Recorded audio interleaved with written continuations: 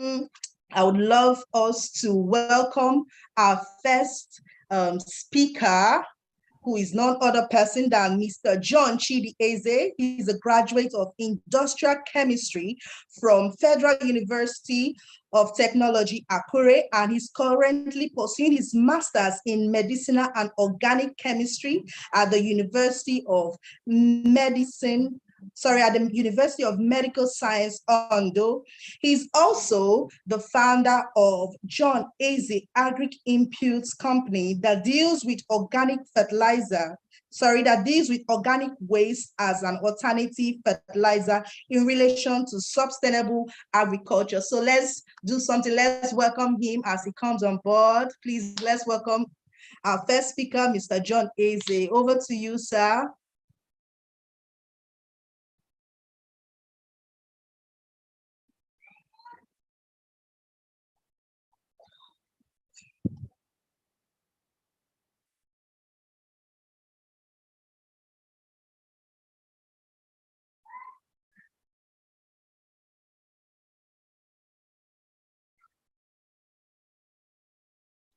Are you there, Mr. John Eze?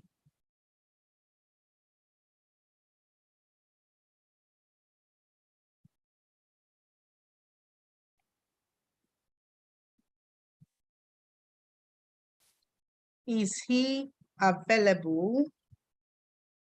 Is he there? Is he there? Okay. I can't see him. I think network issues. He's left. Okay.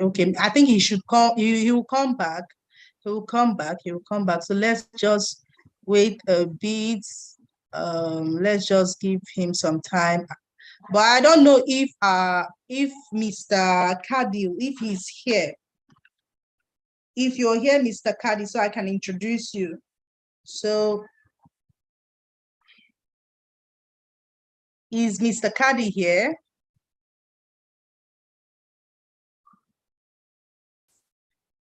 Is Mr. Kadil here? I don't know if Mr. Kadil is here. Hello, can everyone hear me? Yes, we can. Thank you. We can hear you. Over to you, sir. Okay, thank you very much. Good afternoon, Ms. Moderator, and everyone that is present. I would like to appreciate the facilitators for this great and wonderful program. So today for I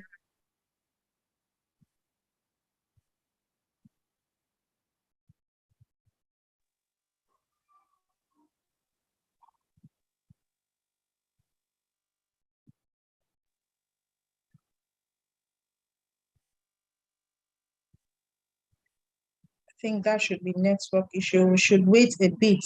I think he'll come around. Okay. We should wait a bit. Okay, no, continue. I wasn't getting you. I don't know if I was the only one. You can go ahead, sir. Please, am I audible? You are. Am I audible? You are, sir. Okay.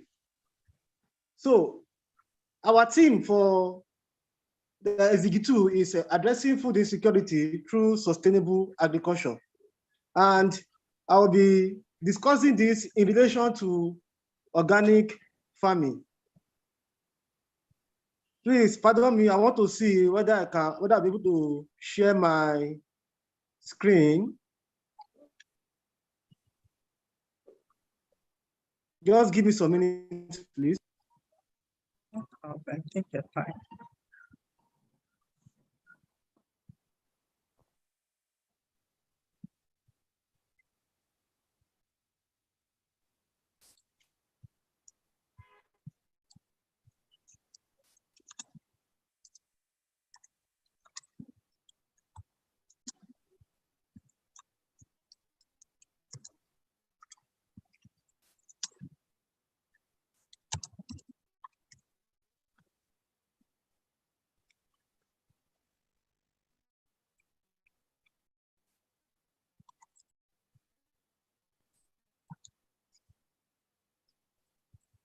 Okay. I hope everyone. Hello? Hello? We can hear you, sir. Yes, is the visual clear enough? Yes. So, addressing food insecurity through sustainable agriculture in relation to organic farming. So, first and foremost, what is sustainability? We know that for everything that is the concept of sustainability stands on 3 pivots, which is the product must be socially viable, economically viable, and environmentally viable. And we are looking at this towards sustainable agriculture in relation to organic farming. Now, what is organic farming? Organic farming is a technique that entails growing plants and raising animals in a natural environment to preserve soil fertility and ecological balance while minimizing contamination and waste. This method employs biological materials avoiding synthetic substances. Now, the core concept about organic farming is that we are not using anything synthetic. That is, we are not making use of anything chemicals in nature. So everything is going to be natural. And then I said that, to put it in another way, organic farming is a form of farming that involves growing and caring for crops without the use of synthetic fertilizers and pesticides. There are also no genetically modified organisms, that is GMO. So basically, organic farming is making use of natural substances that act as a soil buffer. And why do we engage in organic farming? Why the advantages of organic farming? If you are a farmer and you have applied synthetic fertilizer to your crops before, you will understand that so many people have experienced running stomach while consuming their vegetables. That is, vegetables that were involved in application of synthetic fertilizer. Now, this is because the synthetic fertilizer pose some threats. That is, there are some chemicals that pass through the soil into the plant, and most of these chemicals are not biodegradable. That is, they are not easily break down by microorganisms. So when they enter into the human body, it becomes hazardous. So they form toxins in the human body. But with organic farming, that is making use of organic fertilizer, there's no such thing as toxic substances, because organic fertilizer is non-hazardous and is non-toxic. So we said we want to look at some of the advantages. Apart that it's environmentally viable, that is, it is eco-friendly, it is also the rate of pesticide and chemical exposure is reduced. And then we said that organic farming promotes soil health. Then it also prevents leaching and erosion control. So one of the vital importance of organic farming is that it also combats global warming consequences. That is, if you are conversant with the green economy that is being propagated about the European Commission, you know that the European Commission, they are now advocating for green economy. That is, we should reduce the greenhouse gas emissions being exposed to the atmosphere, because it is the greenhouse gas emission that is causing the global warming. Now, with organic farming is one of the ways by which we can also reduce all this negative climatic hazardous impacts. Now, with organic farming, the rate of CO2 is very, very reduced. Let me just take that. Let me take you down a little line of a chemistry. You know that the human being we breathe in oxygen and then breathe out carbon dioxide. Now, this in the case of plants, the reverse is the case.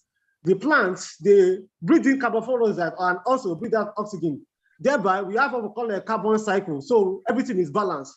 Now, when there are no longer plants, that is when we involve in deforestation, it affects the rate of it improves the rate of greenhouse gas emissions, thereby causing global warming. Now, when we engage in organic farming, organic fertilizer as a way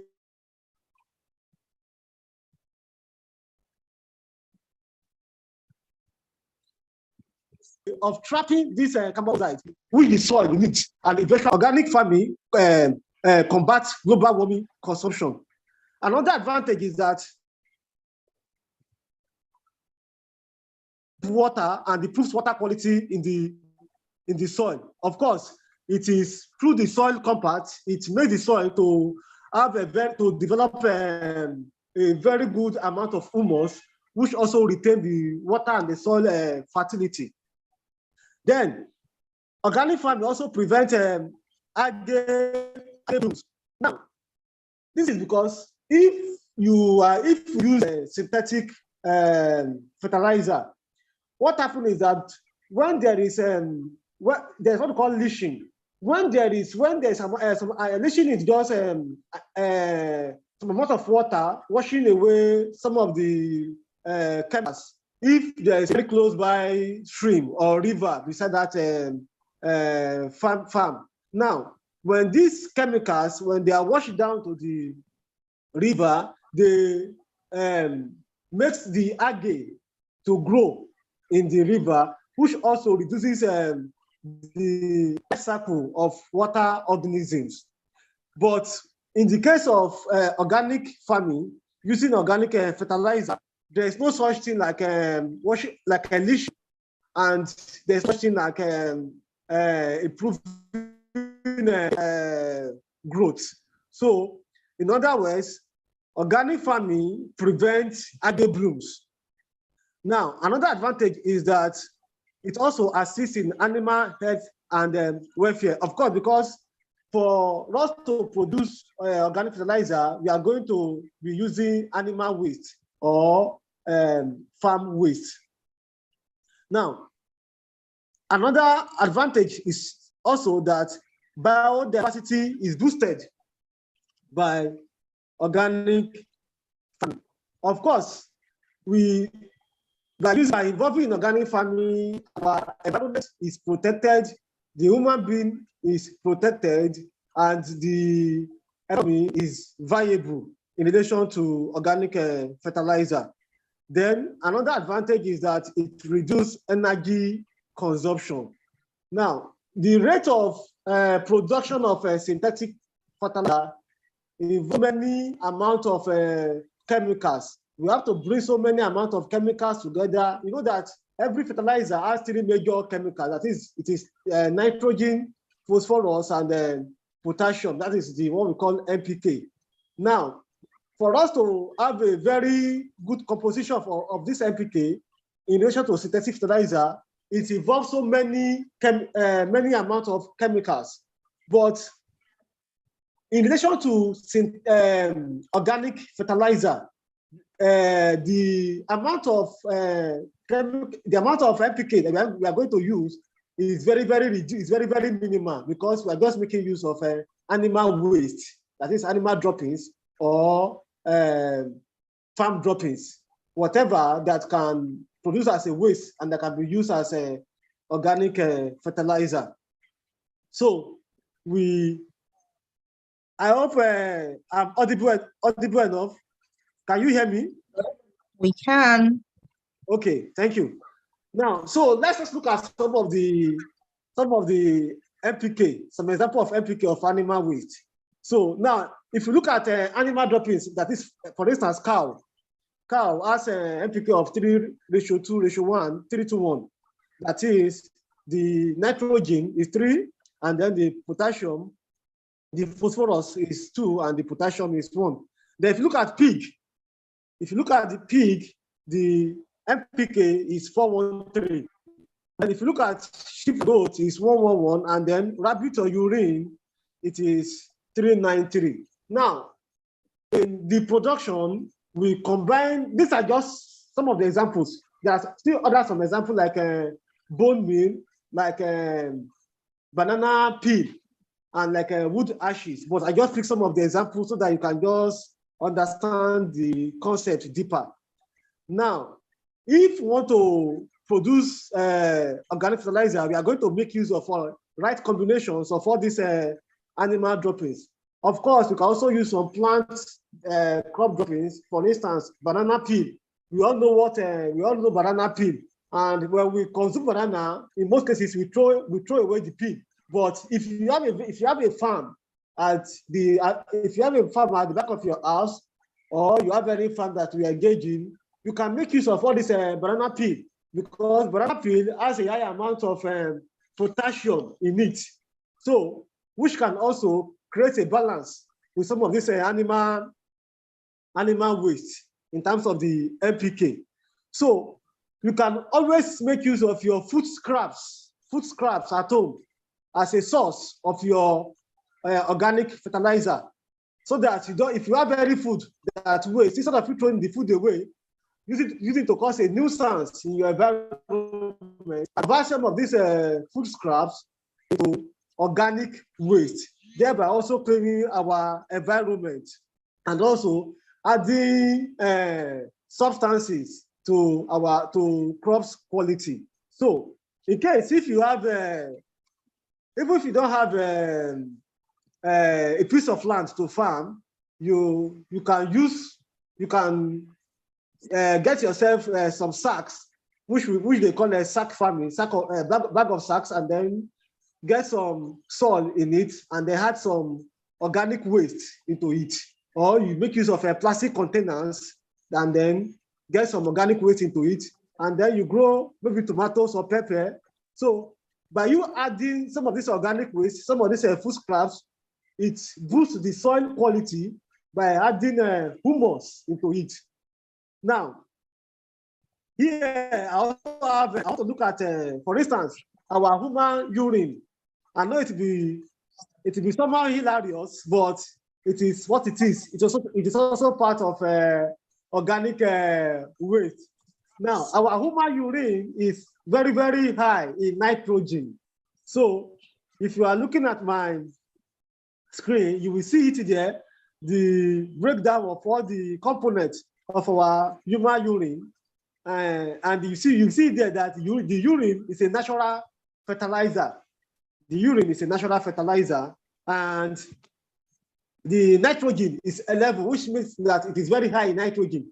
Now the phosphorus is 2 and the potassium is 4.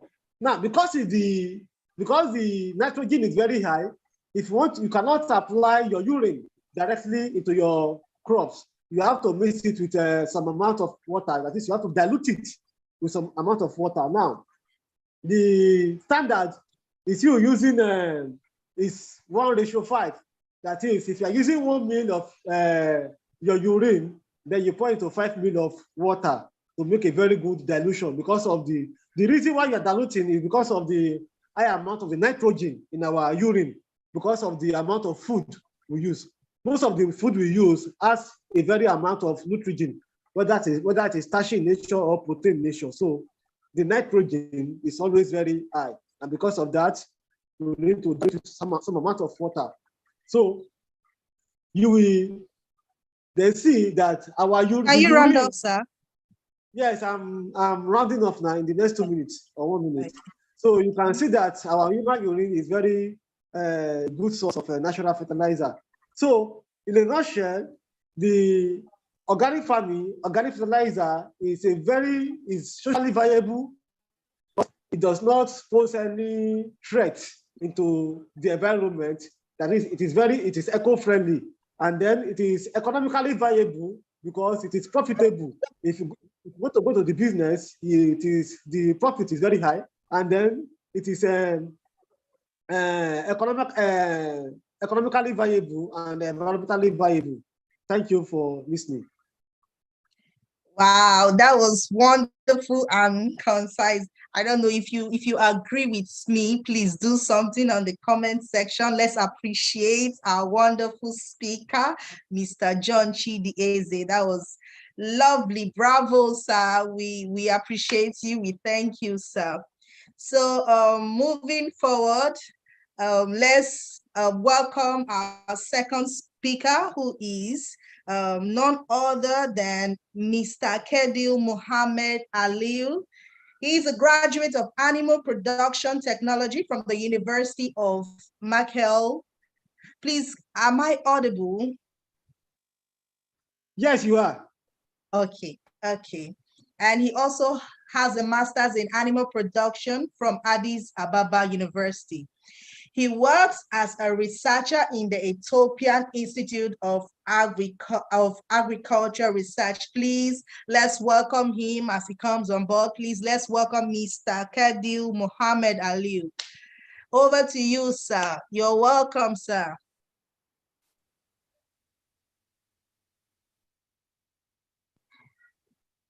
Are you there, Mr. Kedil?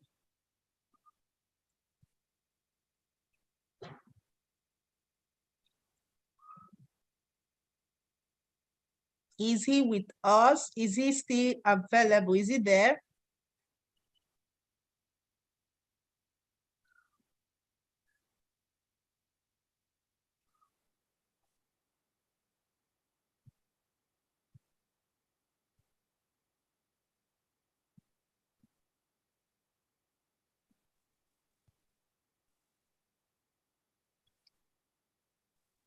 Hello. Hello. We can hear you, sir. Thank you very much.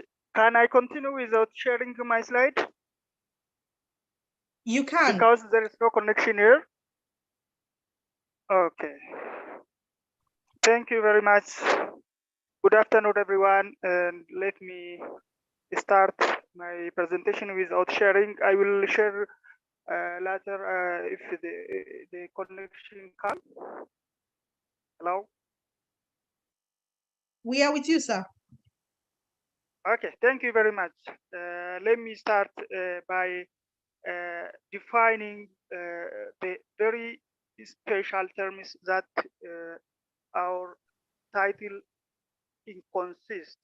For example, let me start by defining clearly food security, which is a physical and economic access by all people at all times to sufficient food to meet their nutritional requirements for productive and healthy life. So to say a people of a country is food secure, we have to know that food must be available for that people. Through domestic production, which is our main point, that sustainable agricultural production is the main role to make the food available. And in other case, food may be available to the people through imports. The next one is food must be accessible to the people. The people of the country must have the access to the resource to find the food. The fourth one is food must be utilized in conjunction with adequate water, sanitation, health to meet the nutritional need of the people. So saying this, let me say something about food insecurity in Eastern Africa. The report of World Food Production Program shows that the food insecurity in the last 7 years was increased by 101%. I have a figure here, but I can't share it, so it's enough. This was the period from 2016 to 2021. What are the causes for this food insecurity in this region? The climate shock, including flood, drought, and the desert is a very critical problem in this region. The other one is the human population, increasing human population time to time. The third one is microeconomic challenge, the inflation in the case of Ethiopia and other neighboring countries, the case. food prices fluctuation time to time, and also the COVID-19 pandemic problem was also the share in this problem. The demographic change that I have mentioned before was population, urbanization, and others. The other one is unemployment, which is increasing time to time in the developing countries like Ethiopia and other countries in Africa. The existing high poverty of the African countries, which means uh, we know that our African countries are in a very low poverty, which is also the case for food insecurity in Africa. And also the major one, which is currently we are in, is conflict and insecurity of the countries. Saying this, let me also proceed to sustainable agriculture. We know that sustainable agriculture is uh, the FAO explained that sustainable agriculture means meet the need of a present and future generation without ensuring profitability, environmental health, and social and economic equality. The main goal of sustainable agriculture is that to increase the economic profitability of the farmers, the promotion and environmental stewardship, and the increasing welfare for farmers, the communities, and their animals, as well as producing enough to meet their food. So, by sustainable agriculture, what can we do to reduce food insecurity? So, first, we have to adopt agroforestry practices. For Can you example, speak louder, please, sir? hello? You are not hearing Okay, me? we can hear you now. Okay, thank you. So, as a recommendation, sustainable agricultural practices, we have to promote agroforestry, which trees to the integrating these trees to the livestock means it is increasing livestock production through improving its food, animal feed, and also increasing food for humans through vegetables. The other one is applying integrated pest management through different methods like biological and chemical methods.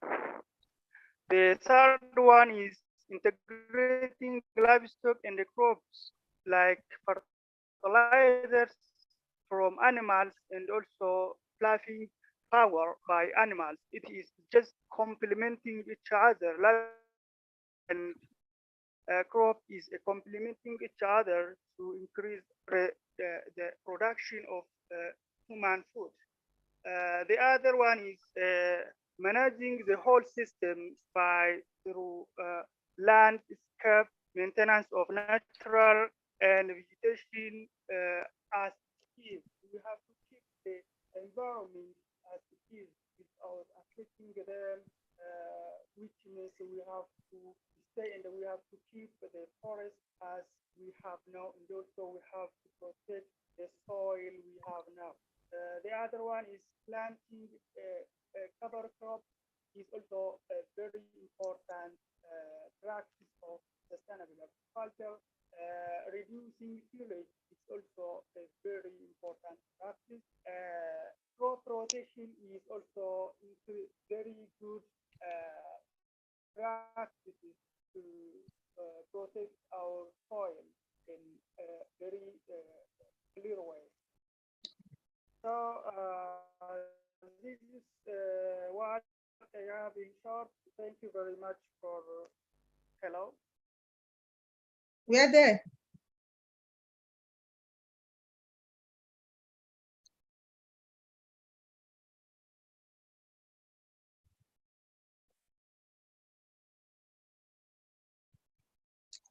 Are you with us, sir?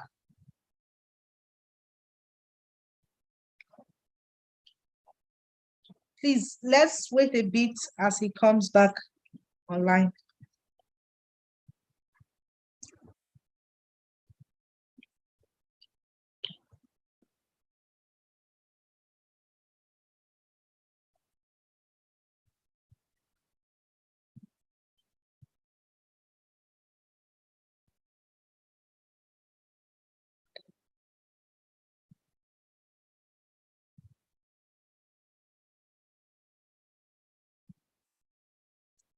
Are you there, Mr. Keddy?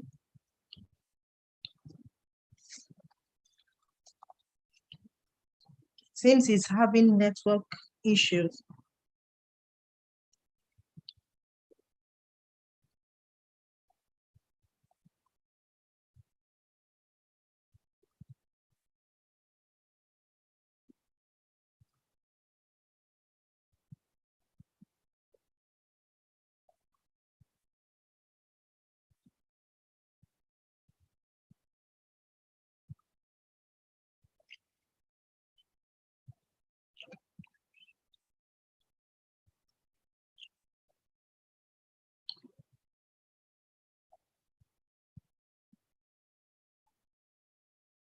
Are you there, sir?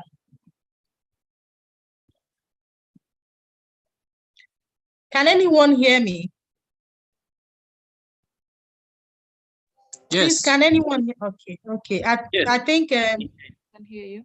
is he back? I think he's muted. Let's try to unmute him. Okay, okay.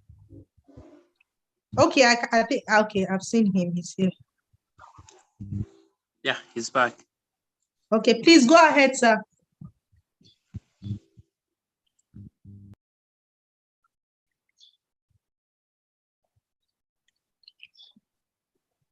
Yes. Okay, thank you very much. Just sorry for inconveniences. Let me continue. I am on the fourth trial planting of cover crops, managing soil through erosion, fertility, and water. The sixth one is reducing tillage to protect our soil or to increase our soil fertility, and also rotating the crops to increase the diversity of the crop as well as to improve our soil. This is what I have.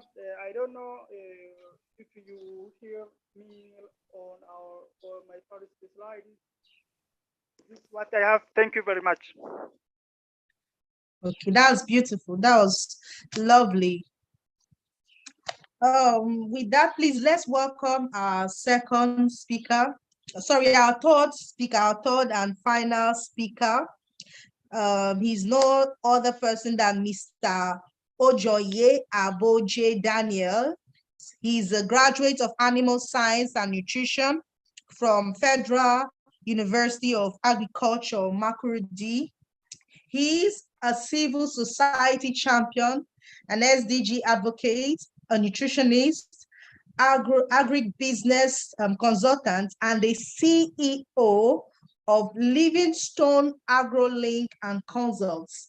Please, let's welcome him. You're welcome, sir. You're welcome, Mr. Daniels. You're welcome. You're welcome on board. Over to you, sir.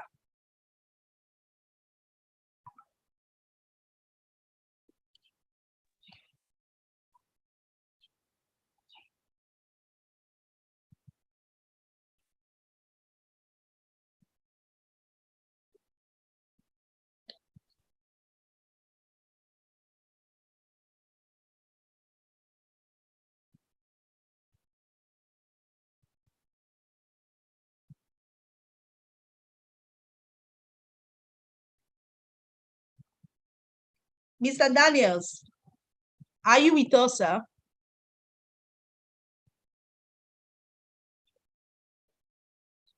Are you there, sir?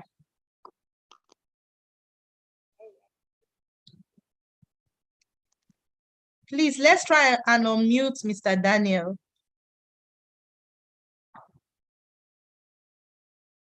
Okay, he's been unmuted. Okay, I can see him.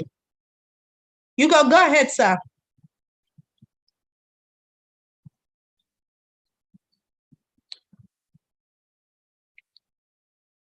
Please, let's give him some time.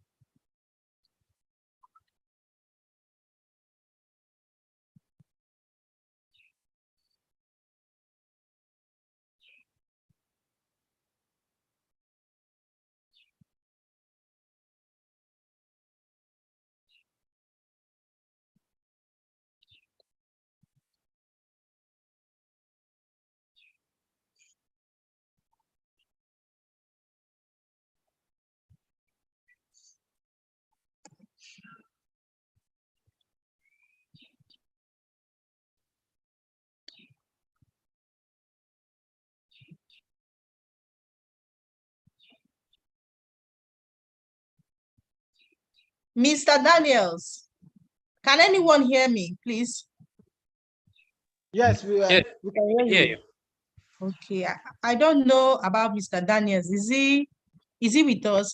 I can see him here, but I don't know if he's having network issues. Can we just be a little bit patient?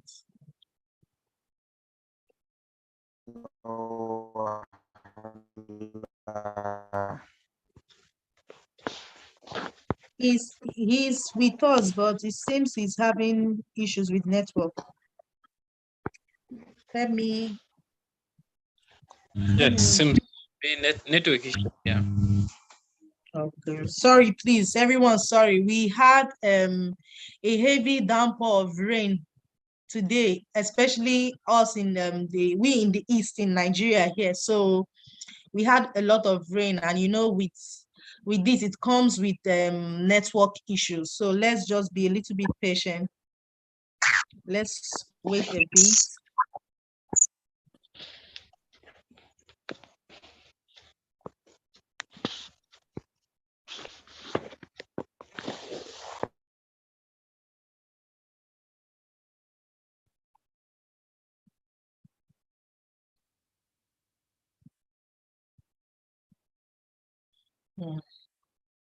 Okay.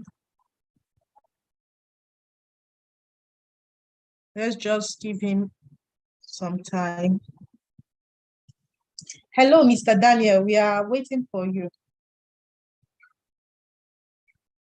Okay, we can't hear you. We can't hear you. Okay, I don't know if it's me, but we can't hear you. But have you asked if anybody can hear you?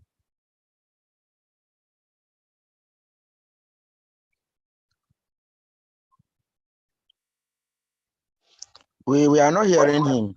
Okay, he said he's been talking. No, he said he's been No, talking. we are not hearing him. I just okay. Please, let's see. Maybe he's having network issues. He said he has been talking for long. He said he's been talking. I just called him on phone now. We are not hearing him. It will be network. The rain was so heavy. It was throughout from that yesterday night to throughout the morning, as in the rain was non-stop. So I think that's what the issue we are having now. I think he should. Yeah, he was speaking at some point, but he wasn't that audible enough. I didn't even get it. I didn't get anything.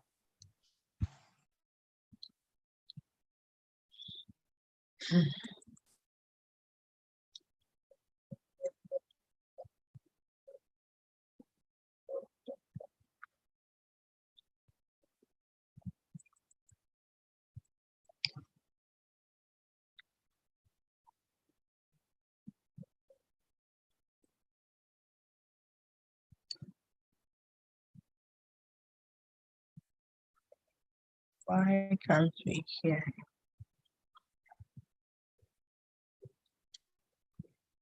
Maybe you should leave and join again. Okay, let me. Can you hear me? Can you hear me? Is that Mr. Daniels? Yes, I'm here. I've been here. Can you hear me? Perfect. We can hear you now. Okay, you can hear me now. Perfect. Yes, sir. Okay. Sorry about that. It's the network problem. No problem, sir. Yes. So, like I said, I wanted to say very good morning to you, good afternoon to you, and good evening to you, depending on wherever you are joining us from. Like the host I've introduced, my name is Ojonya Boje Daniel from Nigeria. And by the special grace of God, today we are going to be talking something very important. We are going to be discussing our term, Africa's Sustainable Development Goals, and we're going to be looking at addressing food insecurity through sustainable agriculture. I'm going to be sharing my screen. Please, can you hear me? Yes, we Go can, ahead. sir. So I can hear. Okay, I'm going to be sharing my screen so that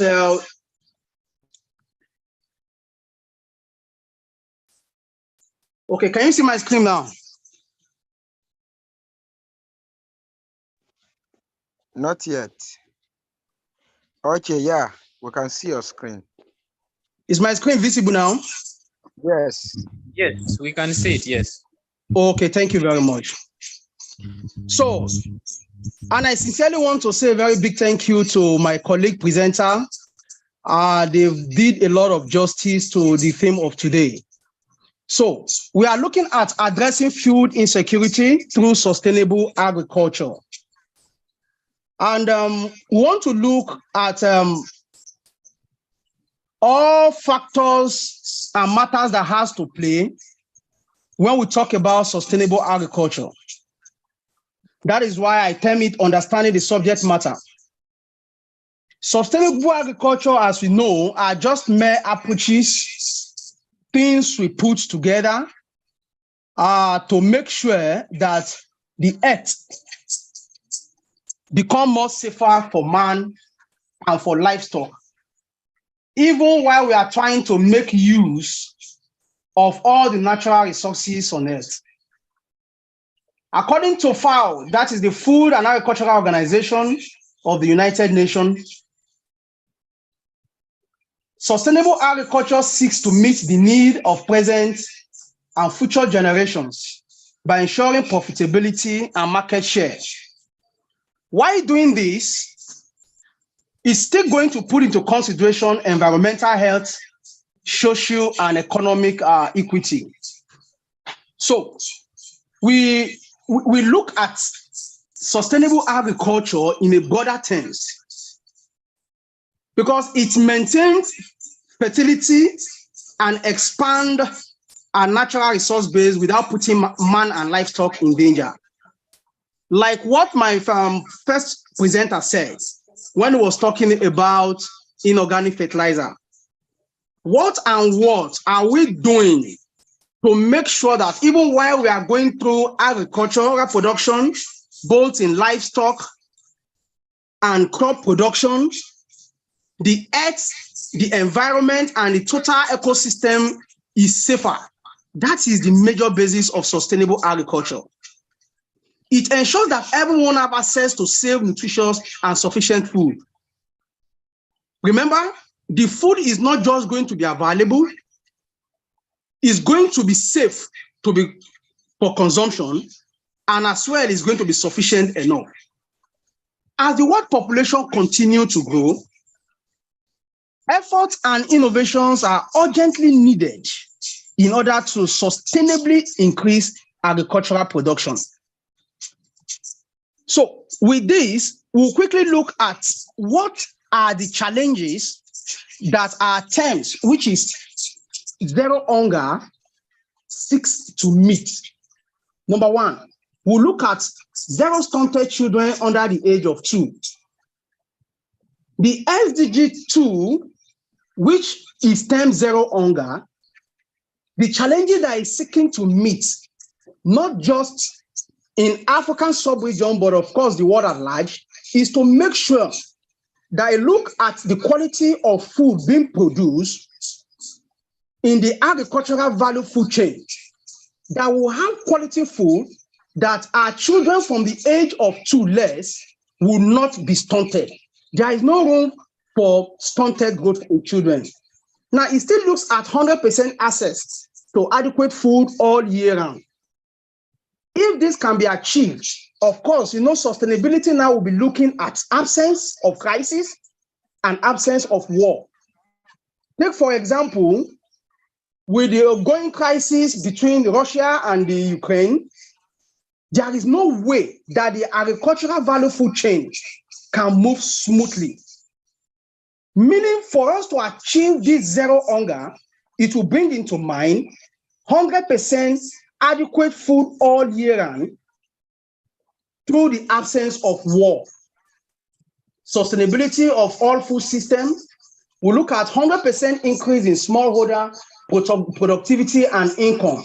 Of course, zero loss or waste of food. Then we'll now quickly look at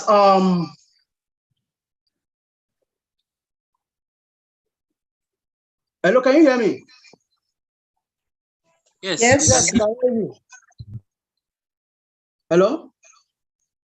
Hello, we can hear you. Continue. Okay, we'll look at sustainable food and agriculture and what it contributes to all 4 pillars of food security. Number 1, availability, accessibility, utilization, and stability. Of course, food has to be available. Why it is available, it has to be accessible. There are conditions where food are available and they are not even accessible. Then utilization of the availability of food and accessibility of food. Then lastly, we'll talk about stability. Then we'll now move forward to look at sustainable agricultural practices, just like my first speakers have hinted. These practices are what we are put together to make sure that our entire ecosystem, the agricultural value food chain, the earth and man live in fantastic interrelationship without having effect on the earth or having effect on man. Number 1, we'll take agroecology. Agroecology shows the relationship between agriculture, ecosystem, and the environment, like I earlier said. And studies have shown that agroecological processes are majorly applied to agricultural production system to improve productivity and sustainability of the environment.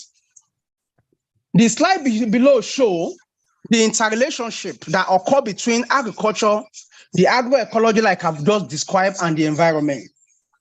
You can see that from agricultural production, where we have enabling people and institutions through research, and from this research, there are ways that are depicted into the environment.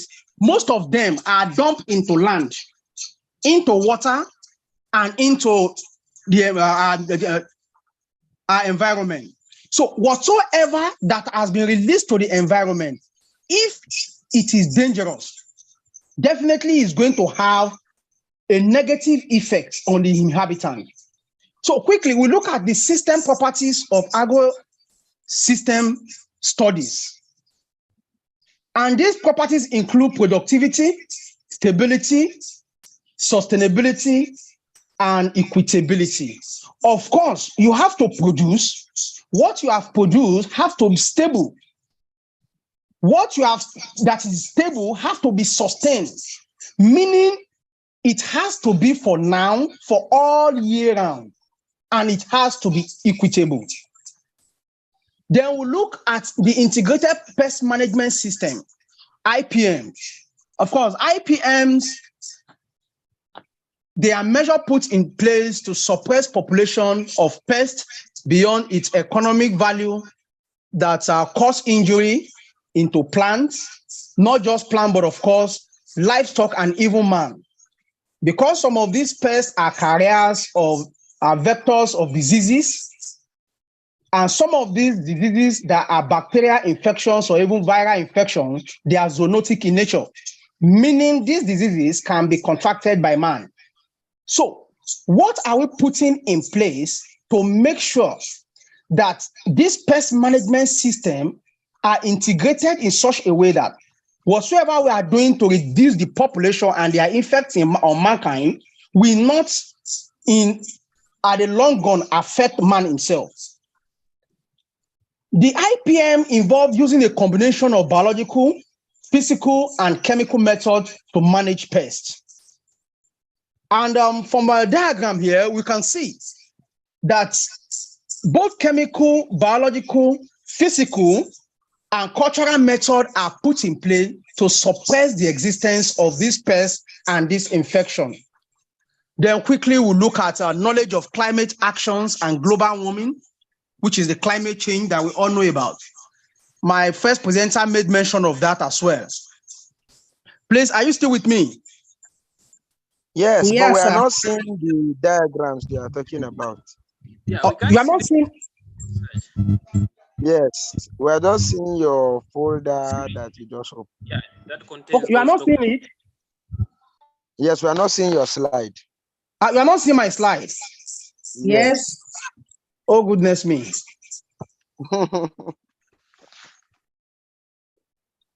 Can you see it now, please? No, No. not yet. Just your system. Oh my goodness. But if that would be an issue, I think you should continue. Maybe if you're done, you can send us the slide. Yes, Okay, can you can see it now? No, We no, no, no, can't. no. We can't. Just continue.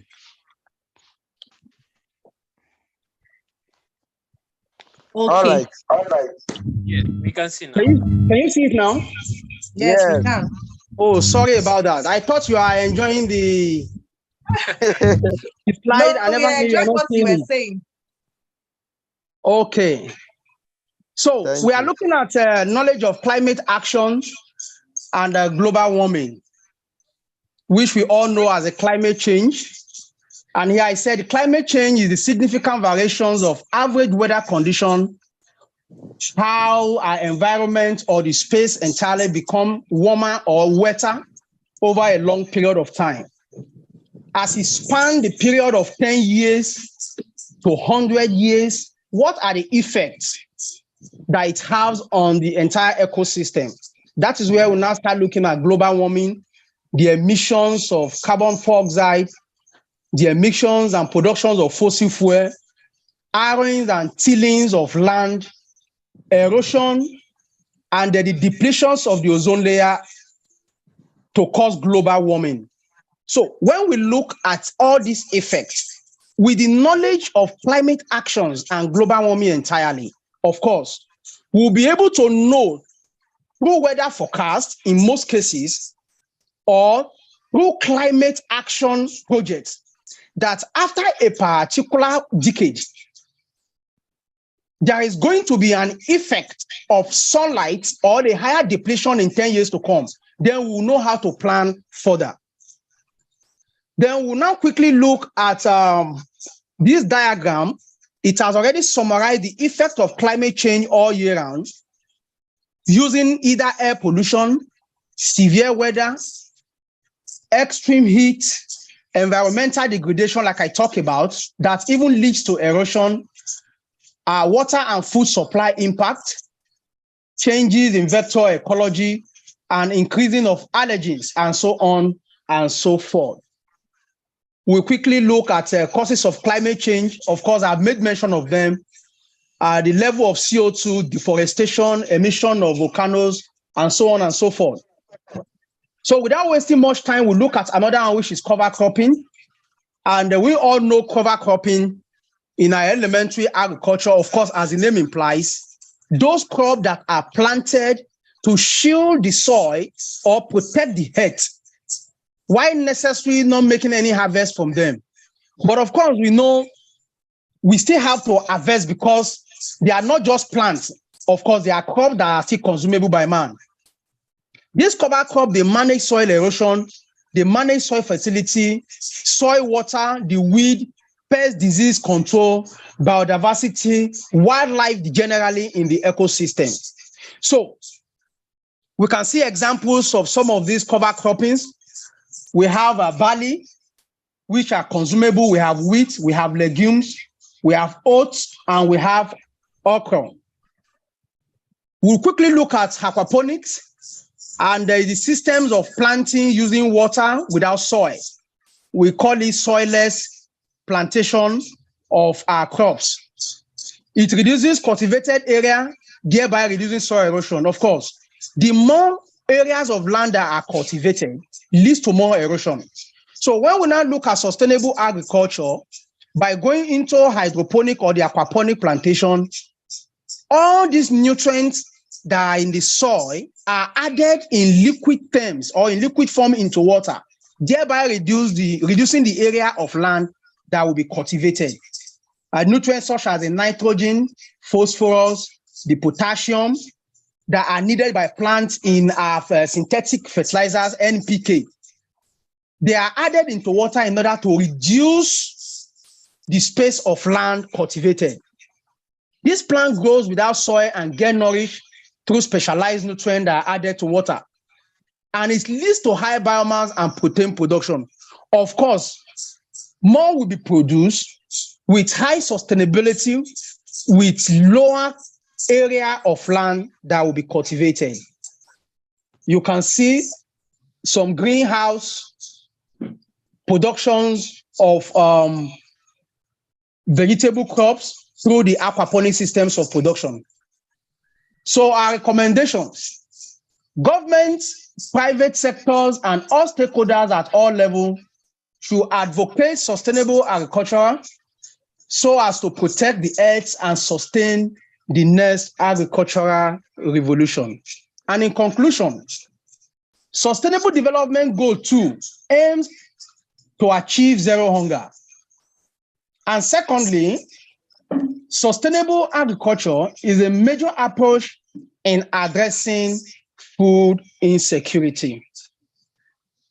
If there is any question and answer, we are going to be leaving it to our host after now before you make your comment. Thank you very much. Thank you very much. Thank you very much. Wow, thank you so much. We are the ones to thank you, Mr. John Ojonye, Mr. Daniel Ojonye. Sorry, I cannot really pronounce the Ojonye very well. I don't know if I'm getting it. This was so lovely. Like I said before, I said that we should get our pen and paper. I hope we're able to jot something down. That was so beautiful. Your presentation was marvelous, and I was able to gain a lot of things. So thank you a lot. So I don't know, do we have any questions? And now about the question, I want to let us know that so since anybody, who is part of the SDG, who is part of the SDG 2 is allowed to answer the question. So the question is thrown to the floor. Do we have any question? And after that, we will also have contributions from our members. If there are no questions, we'll go straight to contributions. If you have anything to contribute to us, you can indicate by raising your hands up. Can you hear me, please? Can we all hear me? Am I audible? Yes, you are. Okay. So do we have any questions? Do we have any contribution to our topic?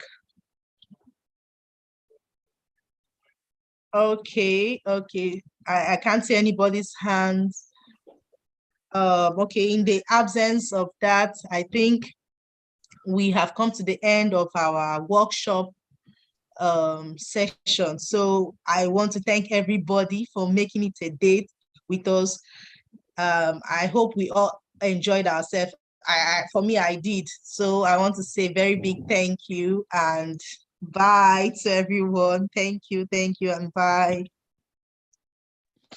Thank you. God bless you. Thank you. Thank you.